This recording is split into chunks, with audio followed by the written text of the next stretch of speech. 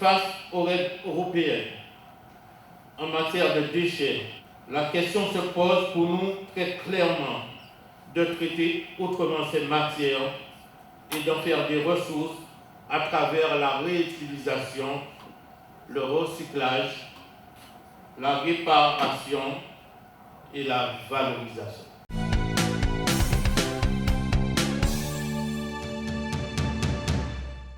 Aujourd'hui, nous nous réunissons sous cette appellation que nous dénommons Zéro Waste, Zéro Déchet dans la Caraïbe. Aujourd'hui, nous devons avoir ce discours caribéen sur cette notion de déchet, que moi je n'appelle plus déchet, que j'appelle ressources.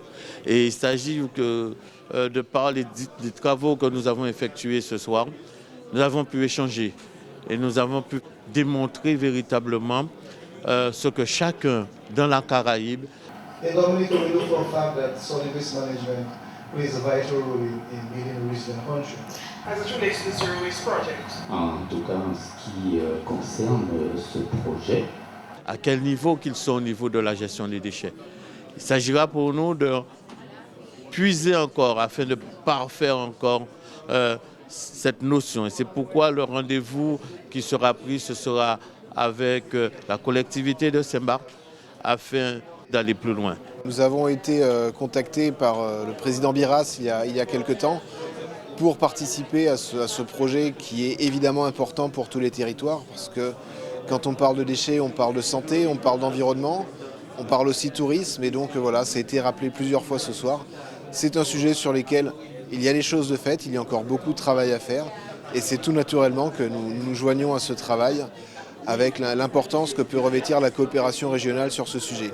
Bien sûr qu'on peut retraiter, alors évidemment on peut revaloriser, mais tant qu'on continue d'exporter, de renvoyer tout ça sur l'Europe, sur les États-Unis, nous avons loupé la moitié du travail parce que nous remettons des déchets en transport alors que nous pouvons le faire de manière beaucoup plus proche et donc beaucoup plus vertueuse. On recevra, on essaiera d'être aussi doué qu'a pu l'être la Guadeloupe aujourd'hui.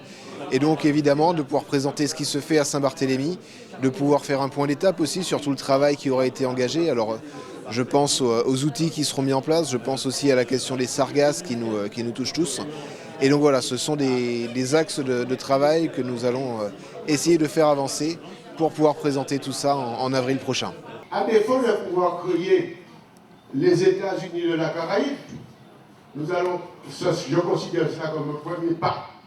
Un premier pas qui nous unit autour d'un thème fondamental. Je dois dire que je suis satisfait de m'être déplacé et d'avoir répondu à l'invitation du président Biras. Parce que j'ai l'impression de me trouver, je l'ai dit, en famille. Puisque, vous savez, nous sommes tous de la Caraïbe, mais les contacts, n'est-ce pas, sont rares et chers. Aujourd'hui, le président Biras nous a donné l'occasion de nous réunir autour d'une thématique ô combien importante et d'actualité pour nos régions, puisque nous sommes un milieu insulaire, eh bien c'est zéro déchet.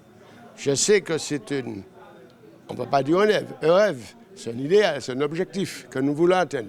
Mais il est certain que si chaque collectivité épouse ce projet-là, je dis bien épouse ce projet, et cette volonté qui anime le président Biras, président du CIVAD, et moi-même, président du SMTVD, de faire bouger les lignes, eh bien, nous arriverons à faire le travail qu'il faut pour d'abord éduquer nos citoyens, parce qu'il y a un travail de pédagogique à faire, il y a un travail également de fonds publics, n'est-ce pas, à aller chercher pour pouvoir réaliser des infrastructures. Ça, ensemble, on peut le faire parce qu'on est toujours plus fort et plus intelligent ensemble. Donc cette démarche-là me va parfaitement et entre dans ce que moi je crois, eh bien travailler ensemble, ça n'a jamais tué personne.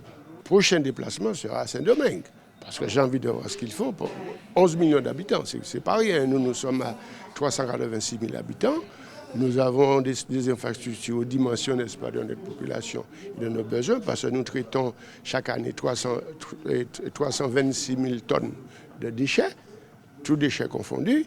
Mais là, nous avons des infrastructures qui sont aux normes, Mais pour les maintenir en état, cela demande beaucoup d'argent, beaucoup d'énergie, et on a en permanence besoin de fonds publics.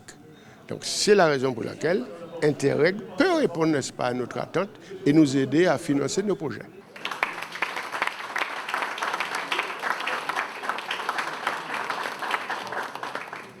Président Biras, merci pour cet engagement et surtout pour ton énergie sur ce dossier. Merci, ma directrice. Merci à tous. Vous allez me dire qu'il en manque encore, notamment la République dominicaine. Nous travaillons à ce processus afin qu'ils nous accompagnent, nous sont venus, ils nous ont vus, ils ont entendu, et prochainement ils vont compléter toute cette zone Caraïbe que nous allons défendre, ainsi bien que d'autres pays de la Caraïbe. Ce n'est qu'un début, président Léota, et comme tu l'as dit, nous créons peut-être cette notion d'échange permanent dans la zone Caraïbe.